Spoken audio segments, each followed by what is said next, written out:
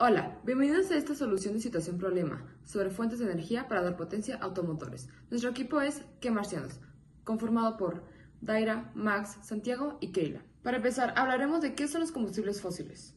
Los combustibles fósiles, como el petróleo, carbón o gas natural, son la principal fuente de energía para el transporte, pero su uso general puede provocar consecuencias en el planeta que pueden llegar a ser devastadoras, como por ejemplo la contaminación ambiental. Los combustibles fósiles emiten grandes cantidades de dióxido de carbono y otros gases de efecto invernadero que contribuyen al calentamiento climático y global, provocando considerablemente la contaminación del aire, agua y suelo. Otro problema de estos combustibles fósiles es su agotamiento de recursos. La mayoría de los combustibles no son renovables, es decir, se agotan con el tiempo y su extracción cada vez es más costosa y complicada.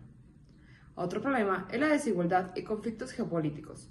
Su control y comercio provocan desigualdad económica y a menudo conflictos entre países, y en algunos casos hay países que dependen excesivamente de su explotación, lo que genera vulnerabilidad económica. Finalmente, genera un gran impacto en la salud.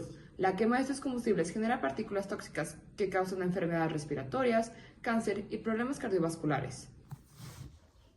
En la búsqueda de resolver este problema, ha llevado a la creación de combustibles renovables que han permitido disminuir los efectos provocados por los combustibles fósiles.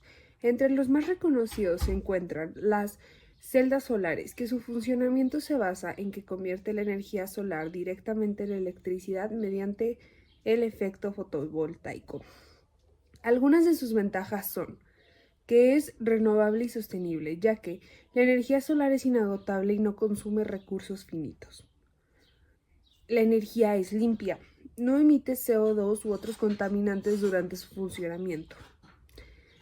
Tiene una larga vida útil. Los paneles solares duran más de 25 años con una eficiencia decreciente del 0.5 anuales. Tiene una reducción de dependencia energética. Reduce la necesidad de combustibles fósiles en transporte y residencias. También tiene sus desventajas.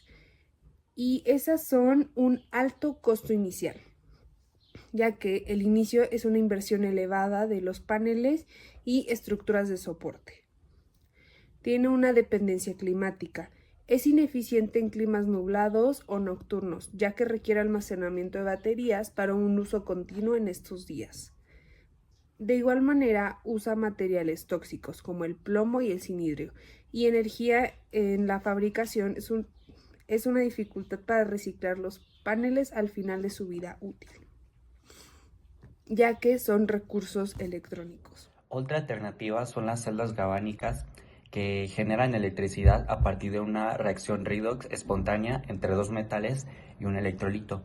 Es decir, uno se oxida perdiendo electrones y otro se reduce ganando electrones, y esto permitiendo así un flujo de corriente eléctrica. Algunas de sus ventajas es que son portátiles y fáciles de usar. Estas están diseñadas para aplicaciones compactas como las pilas AA o las baterías de coche, permitiendo así operar dispositivos sin necesidad de conexiones externas. Son útiles en dispositivos pequeños, ya que alimentan equipos electrónicos de bajo consumo, tales como los relojes, los mandos a distancia, las linternas y sensores. Y las reacciones redox generan electricidad directamente sin paso intermedio, lo que mejora la eficiencia energética.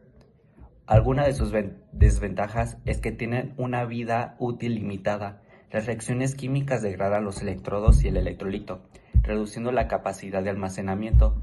Son un gran contaminantes por metales pesados. Algunos como tienen sustancias tóxicas como el plomo, que son utilizadas en baterías de coche, el mercurio que se encuentran en pilas antiguas o el níquel. Si estas no se reciclan, estos materiales se liberan al ambiente, provocando contaminación en suelos y en el agua. Finalmente tenemos las celdas de combustible, hidrógeno. Estas convierten el hidrógeno y oxígeno en agua, generando electricidad mediante una reacción electroquímica. Sus ventajas son alta eficiencia. Las celdas de combustible alcanzan eficiencias de 40 al 60% en aplicaciones estándar y hasta 70% al combinar con turbinas, cogeneración de electricidad y calor. Solo emite vapor de agua, se usa hidrógeno puro. La reacción química final produce únicamente agua, H2O, y calor sin emisiones de CO2, óxidos de nitrógeno, partículas contaminantes. Ideal para vehículos y aplicaciones industriales. Vehículos. Proporcionan potencia constante y rangos similares a los combustibles fósiles, con menor ruido y vibración. Ejemplo, camiones de hidrógeno de Hyundai o Toyota. Industria. Usadas en sistemas de respaldo de energía, centrales eléctricas y en sectores que requieren operación continua, como plantas de tratamiento de agua. Desventajas. Alto costo de producción y almacenamiento del hidrógeno.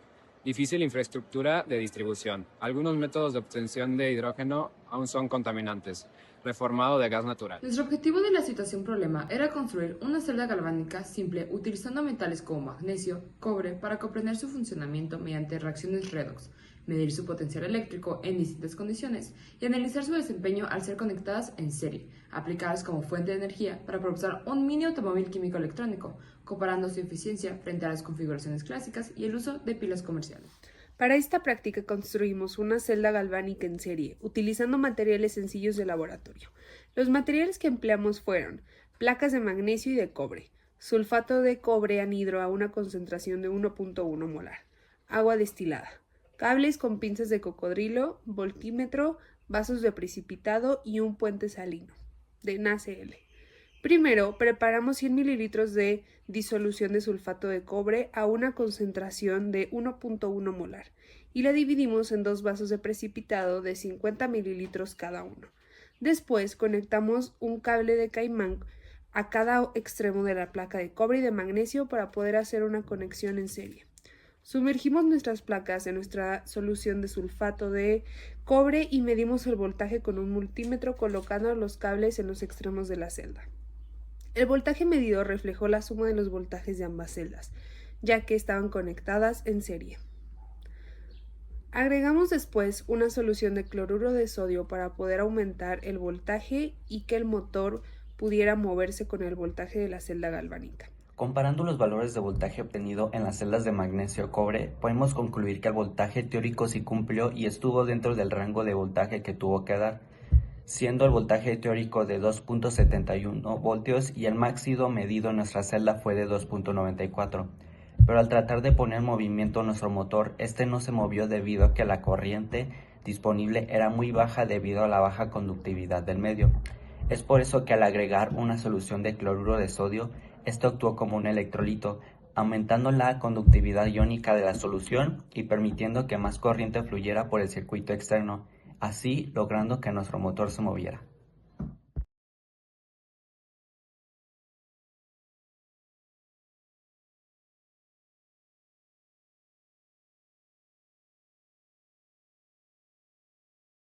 Durante esta práctica, construimos una celda galvánica de magnesio y cobre en serie, cuyo voltaje teórico fue de 2.71 volts, según datos de potencial estándar, mientras que el valor experimental fue ligeramente menor, alrededor de 2.5 a 2.6 volts. Esta diferencia se debe a factores reales como la resistencia interna, polarización y la pureza de los materiales, tal como lo explican Sundal 2012. Además, comprobamos cómo al conectar celdas en serie se puede incrementar el voltaje total del sistema, lo cual tiene aplicaciones prácticas como alimentar un mini eléctrico, algo consistente en los principios electroquímicos descritos por Chang y Goldsby 2014. Esta experiencia no solo fortaleció nuestra comprensión de la ecuación de Nernst en condiciones reales, sino que también evidenció la importancia del diseño experimental en electroquímica.